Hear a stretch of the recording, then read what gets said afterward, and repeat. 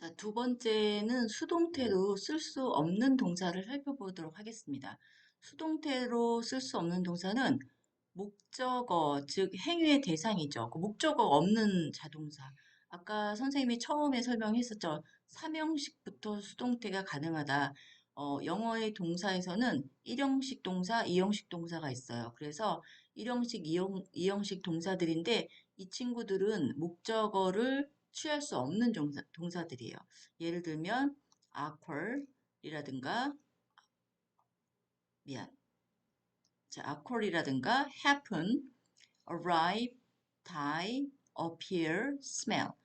occur하고 happen은 일어나다, 발생하다, arrive 도착하다, die 죽다, 소멸하다, appear 나타나다, smell 냄새를 맡다. 이런 동사들은 목적어를 취할 수 없는 동사들이에요. 그리고 그러면 타동사 중에서도 그런 동사가 있는데 이 동사는 소유 그리고 상태를 나타내는 타동사 have나 fish나 leg나 resemble, shoot 이런 동사들은 소유와 상태를 나타내고 있기 때문에 타동사라고 할지라도 어때요? 수동태가 가능하지 않습니다.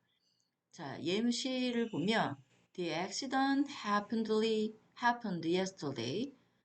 accident가 어제 일어났다. 사고가 어제 발생했다. 자, 사고가 그냥 발생한 주어, 동사로 이루어진 일형식 문장이 되겠죠. 그래서 이거는 was happened. 어제 사고가 발생하게 되었어. 한국말로는 가능하지만 영어로는 was happened라는 말을 쓰지 않습니다. 두 번째, this flower smells good. 자, 이형식 동사인데 얘는 일형식 주어 동사니까 이 꽃들은 좋은 냄새가 난다. 자, 이것도 마찬가지로 these flowers are smelled라는 수동태를 쓸 수가 없습니다. 세 번째를 보면 Tom has a nice house. 탐은 좋은 집을 가지고 있어. Nice house is had by Tom. 이런 문장을 여러분도 못 봤을 거예요. 좋은 집은 탐에 의해서 소유가 되고 있어. 물론 한국말은 가능합니다만 이렇게 소유가 되고 있다. 수동태는 불가능합니다. 영어에서는. He resembles his father. 그는 그의 아버지를 닮았다. 분명히 타동사죠. 하지만 그의 아버지는 그에 의해서 닮아지고 있다. 한국말 되고 좀 어색하네요. 그래서 수동태로 쓸 수 없는 동사들은 자동사 그리고 소유나 상태, resemble 상태죠. 나타내는 타동사들은 한국말로는 되고 어색한 것도 물론 resemble 있지만 수동태로 쓸 수 없는 동사가 되겠습니다. 기억해 두세요. 두 번째는 수동태의 부정문과 의문문인데 부정문과 의문문은 아주 쉬워요.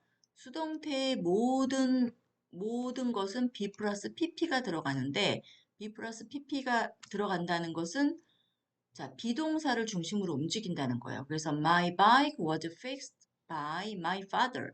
내 자전거는 나의 아버지에 의해서 고쳐졌다. 자, 멀쩡한 좋은 문장이에요. My bike was not fixed by my father. 내 자전거는 내 아버지에 의해서 고쳐지지 않았다. 자, 이때 비동사 뒤에다가 not을 붙이면 됩니다. 자, 우리 비동사의 부정 어떻게 썼죠? 비동사에 not을 붙인 것처럼 수동태도 어떤 규칙이 있는 게 아니라 그냥 비동사에다가 not을 붙이면 돼요. 비동사의 규칙을 따라주면 돼요. 자, 그러면 의문문 어떨까? 의문문도 마찬가지지. 비동사가 의문문은 주어랑 동사랑 바꿔주면 되겠죠. 자, 그래서 글씨가 이상하게 됐네. Was my bike fixed by my father? 여러분 프린트물을 보시면 글씨가 예쁘게 더 잘 돼 있을 거예요. 내 자전거는 우리 아빠에 의해서 고쳐졌니? 마찬가지예요. My bike was fixed를 여기 주어랑 동사랑 바꿔주면 돼. 왜냐하면 비동사가 있는 의문문은 주어하고 동사를 바꿔주면 되니까. 자, 그래서 주어와 비동사 위치를 바꾼다. 그 다음, 언제 내 자전거가 아버지에 의해 고쳐졌니? When was my bike fixed by my father? 자, 이럴 때 의문사가 있는 의문문의 수동태는 의문사는 통상 어떻게 하기로 되어 있지? 문장 맨 앞에 오기로 되어 있습니다. 여러분 프렌드에 쓰세요. 의문사 옆에 문장 맨 앞에 이렇게 쓰시면 됩니다. 자, 그러면 수동태의 부정문과 의문문 간단하죠? 비동사가 있기 때문에 비동사 뒤에 비동사 의문문은 주어랑 동사랑 바꿔줘요. 그 다음에 세 번째 의문사는 맨 앞. 요 세 가지만 기억하면 수동태의 부정문과 의문문은 다 이해가 되실 겁니다. 자, 이번에는 조동사와 동사구가 있는 수동태인데 조동사가 있는 건 앞에서 미래형 조동사 will 봤을 거예요. 똑같습니다. Children should be taught to respect their elders. 아이들은 어른들을 존경하도록 가르침을 받아야 한다. 가르쳐야 한다. 그래서 조동사 should가 있겠죠? 당연히 be 플러스 pp, will과 앞에 있는 will 조동사 사용과 똑같이 하면 됩니다. The window can 또는 cannot be opened. 그 창문은 열려질 수가 없다. 조동사의 수동태 부정문은 당연히 조동사 다음에 뭘 붙여? not을 붙이죠. 조동사 플러스 not 플러스 be 플러스 pp. 요것도 통상 조동사의 부정문의 원칙을 따르면 됩니다. 어려운 거 한 개도 없어요. 그래서 she left him. 자, 이번에는 동사구가 있는 수동태인데 left at이라는 전치사구로 이루어서 동사구가 된 거죠. 그녀는 나를 비웃었다. 요것도 간단합니다. 동사구는 하나의 그냥 동사처럼 취급을 해주면 돼요. 그래서 뛸 생각하지 말고 I was left at by more. at하고 by하고 전치사가 두 개 붙어도 되죠. left at을 동사 하나로 취급을 해서 그대로 써주면 됩니다.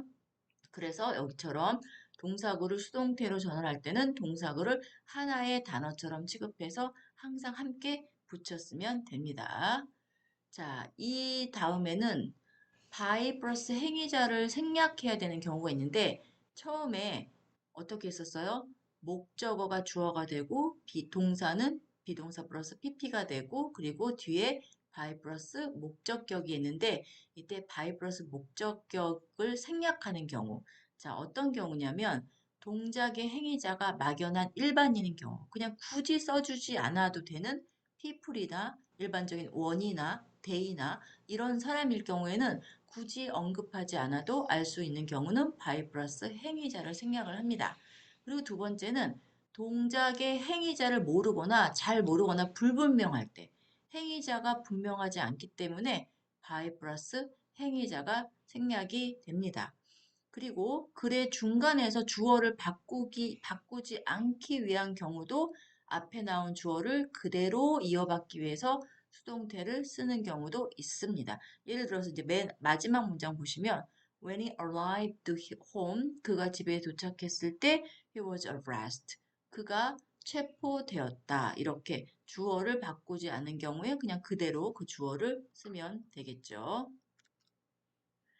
자, 그 다음에 4형식, 5형식의 수동태가 있는데 4형식, 5형식의 수동태는 4형식은 목적어가 두 개, 간접 목적어, 직접 목적어가 있겠고 5형식은 목적격 보호를 취하는 목적어가 있겠죠. 5형식의 수동태를 보시면 She gave Tom the book. 그녀는 탐에게 책을 주었다. 이때 탐은 간접 목적어, the book은 직접 목적어. 그래서 먼저 간접 목적어가 되는 경우는 탐을 주어로 빼고 아까 한 것처럼 was given, be 플러스 pp를 쓰고 직접 목적어 더 북은 그냥 써주고 반드시 by 플러스 her 이 주어가 목적격으로 변해서 이렇게 되는 경우 하나. 두 번째는 직접 목적어가 주어가 되는 경우 더 북 똑같습니다. was given. 자, 근데 직접 목적어가 주어가 되는 경우는 간접 목적어 앞에 이거 하나 틀려요. to를 반드시 써줘요. to. 동그라미 치세요. to.